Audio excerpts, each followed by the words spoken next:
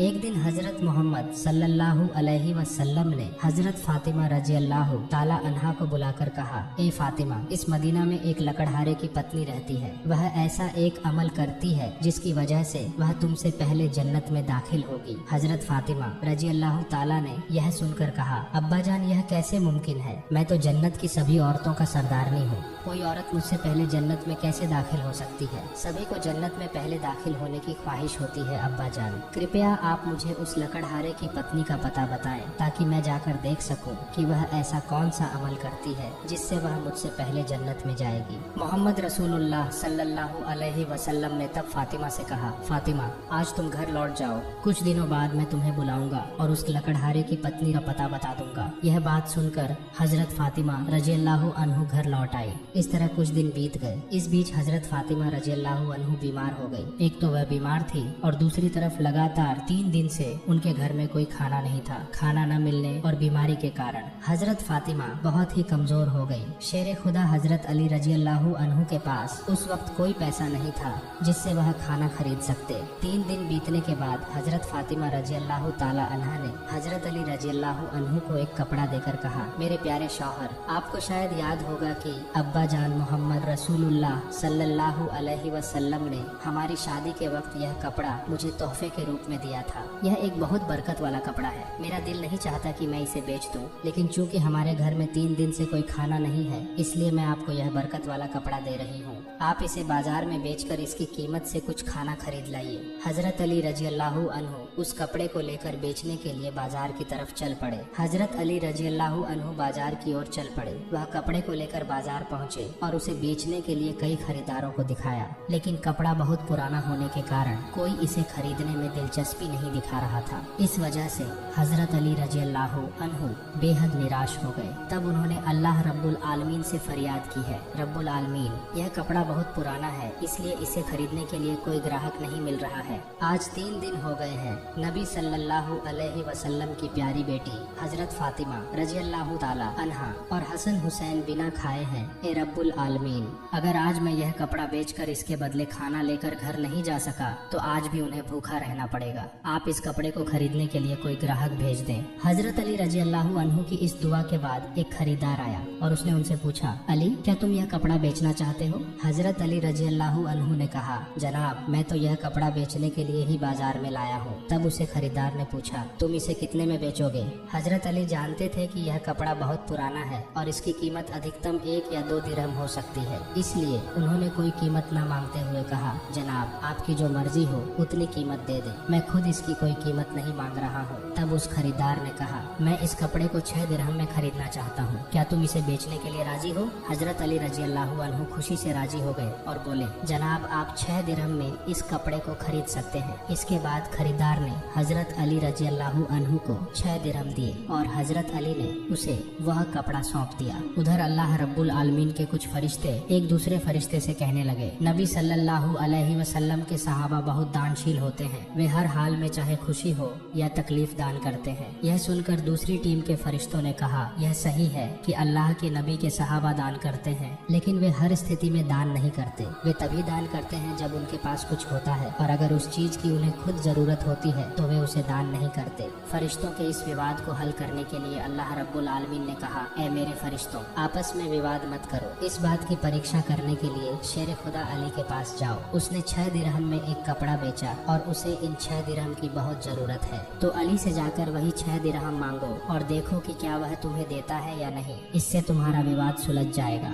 अल्लाह रब्बुल आलमीन के इस निर्देश के बाद एक फरिश्ता फकीर के वेश में हजरत अली रजी अल्लाह अन्हु के पास पहुंचा। शेर खुदा हजरत अली रजी अल्लाह अन्हु उन 6 दिरहम से खाना खरीदने जा रहे थे। तभी फकीर के वेश में वह फरिश्ता आया और कहने लगा, ए अल्लाह के बंदे, मैं कई दिनों से भूखा हूँ। लंबे समय से भूखे रहने की वजह से मेरे शरीर में जरा भी हरकत करने की ताकत नहीं बची है। मैं अल्लाह के वास्ते तुमसे कुछ मदद की दरख्वास्त करता हूँ। अगर तुम्हारे पास कोई धन है तो कृपया मुझे वह दे दो ताकि मैं उससे खाना खरीद कर अपनी भूख मिटा सकूँ। फकीर की इस विनती को सुनकर हजरत अली रजी अल्लाह अन्हु सोचने लगे, ए अल्लाह, आज 3 दिनों से मेरी पत्नी और बच्चे भूखे हैं। 3 दिन बाद मेरी पत्नी फातिमा ने मुझे एक कपड़ा दिया ताकि उसे बेचकर मैं उनके लिए खाना खरीद कर लूं, लेकिन अब अल्लाह का एक असहाय बंदा मुझसे भीख मांग रहा है। अब मैं क्या करूं? क्या मैं अपनी पत्नी और बच्चों के लिए खाना खरीद लूं या इस फकीर को दान कर दूं? आखिरकार उन्होंने यह फैसला किया कि वे यह धन फकीर को दान कर देंगे। फिर उन्होंने सोचा, अल्लाह मेरा सर्वोत्तम संरक्षक है, इस फकीर को मैं 6 दिरहम दान कर देता हूँ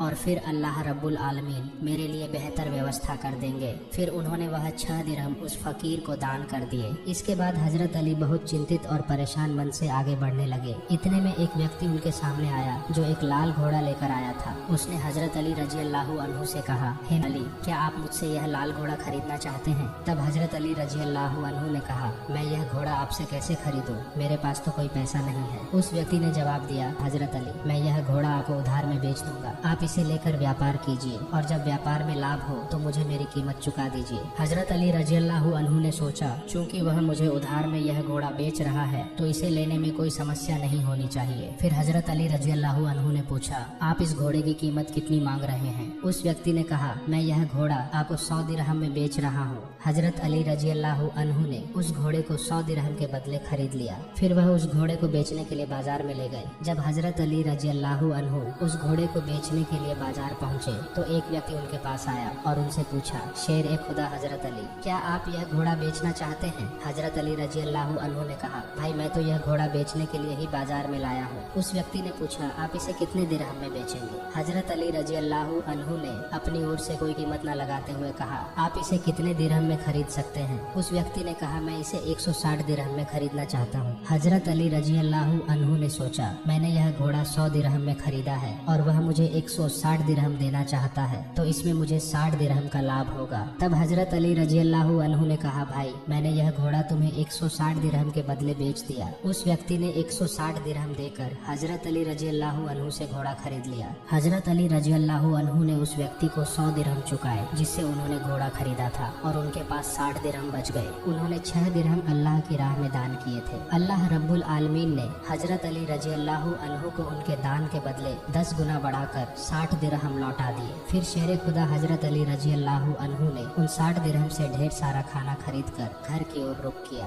जब वह ढेर सारे खाने के साथ घर लौटे तो हजरत फातिमा ने उनसे पूछा, हे अली, मैंने तुम्हें जो कपड़ा बेचने के लिए दिया था उसकी कीमत से तो इतना सारा खाना खरीदना संभव नहीं है, फिर तुमने इतना सारा खाना खरीदने के लिए पैसा कहाँ से पाया? पहले मुझे यह बात बताओ, फिर ही तुम घर के अंदर आ सकोगे। हजरत अली रजी अल्लाह अन्हु ने कहा, फातिमा पहले मुझे घर के अंदर आने दो, फिर मैं तुम्हें पूरी कहानी बताऊंगा। लेकिन हजरत फातिमा ने कहा, पहले आप सच्चाई बताएं, फिर ही आप घर में प्रवेश कर सकेंगे। शेर ए खुदा। हजरत अली रजी अल्लाह अन्हु ने कहा, फातिमा तुम तो अच्छी तरह जानती हो कि तुम्हारा शौहर हजरत अली कभी भी किसी गलत तरीके से पैसा नहीं कमाएगा। मैंने जो पैसे कमाए हैं वे पूरी तरह से वैध तरीके से कमाए गए हैं, इसलिए इसमें तुम्हें शक करने की कोई जरूरत नहीं है। लेकिन हजरत फातिमा हजरत अली रजी अल्लाह अन्हु की इन बातों को सही से समझने के लिए तैयार नहीं हुई। इस घटना के कुछ दिन बाद नबी पाक सल्लल्लाहु अलैहि वसल्लम ने हजरत फातिमा को अपने दरबार में बुलाया। फिर उन्होंने फरमाया, ए फातिमा, क्या तुम्हें याद है मैंने कुछ दिन पहले तुम्हें कहा था कि एक लकड़हारे की पत्नी तुम्हारे पहले जन्नत में जाएगी? हजरत फातिमा ने कहा, अब्बा जान, मुझे यह बात जरूर याद है। मैं उस लकड़हारे की पत्नी से मिलने की बहुत इच्छा रखता हूँ। कृपया आप मुझे उसका पता बता दे ताकि मैं जाकर देख सकूं कि वह कौन सा ऐसा अमल करती है जिसकी वजह से वह मुझसे पहले जन्नत में दाखिल होगी। तब हजरत मोहम्मद रसूलुल्लाह सल्लल्लाहु अलैहि वसल्लम ने फरमाया, ए फातिमा, वह लकड़हारा और उसकी पत्नी एक निर्जन जंगल में रहते हैं, तुम वहाँ जाकर उससे मुलाकात कर सकती हो। रसूलुल्लाह सल्लल्लाहु अलैहि वसल्लम से उस लकड़हारे की पत्नी के पता मिलने के बाद हजरत फातिमा उससे मिलने के लिए रवाना हो गई। जब वह लकड़हारे के घर पहुंची तो हजरत फातिमा सलाम किया और कहा, क्या घर में कोई है? मैं नबी की बेटी हजरत फातिमा कह रही हूँ, क्या मैं घर के अंदर आ सकती हूँ? अंदर से आवाज आई, मैं परम सौभाग्यशाली हूँ कि मेरे घर में नबी की बेटी हजरत फातिमा आई है। आप बताएं कि आपने मेरे घर में आने का क्या कारण बताया? तब हजरत फातिमा ने कहा, मैं आपसे मिलना चाहती हूँ, कृपया मुझे अंदर आने दें। तब लकड़हारे की पत्नी ने कहा, ए अल्लाह के नबी की बेटी, आप तो जन्नत की सरदारनी हैं, आपसे मिलने की मेरी गहरी इच्छा है, लेकिन फिर भी मैं आपको घर में आने की अनुमति नहीं दे सकती क्योंकि यह मेरे पति का घर है और मैं अपने पति से बिना अनुमति के किसी भी इंसान को घर में आने की अनुमति नहीं दे सकती। कृपया आप कल आइए, मैं अपने पति से आपके बारे में अनुमति लेकर रखूंगी। अगर मेरे पति अनुमति दें तभी मैं आपको घर में प्रवेश करने की अनुमति दे सकूंगी। लकड़हारे की पत्नी से यह सुनने के बाद हजरत फातिमा घर लौट गई। अगले दिन जब वह लकड़हारे की पत्नी से मिलने के लिए घर से बाहर निकले तो हजरत हसन रज़ियल्लाहु अन्हु ने उन्हें गले लगाते हुए कहा, अम्मी जान आप कल कहाँ गई थी? मैं आपको नहीं खोज पा रहा था। अम्मी जान जहाँ आप जा रही हैं कृपया मुझे भी अपने साथ ले चले। हजरत फातिमा ने तब अपने बड़े पुत्र हजरत हसन को अपने साथ लिया। इसके बाद वह लकड़हारे की पत्नी के घर पहुँच गई। फिर उन्होंने सलाम देकर कहा, घर में कोई है? मैं नबी की बेटी फातिमा हूँ और मेरे साथ मेरा बड़ा पुत्र हसन है। क्या मैं घर के अंदर आ सकती हूँ? अंदर से लकड़हारे की पत्नी ने आवाज दी, हे नबी की बेटी फातिमा, आपसे मिलने की मेरी इच्छा है। मैंने कल अपने पति से आपके बारे में अनुमति ली थी, लेकिन आपने जो बड़ा पुत्र हसन को लाया है उसके बारे में मैंने अपने पति से अनुमति नहीं ली। इस कारण से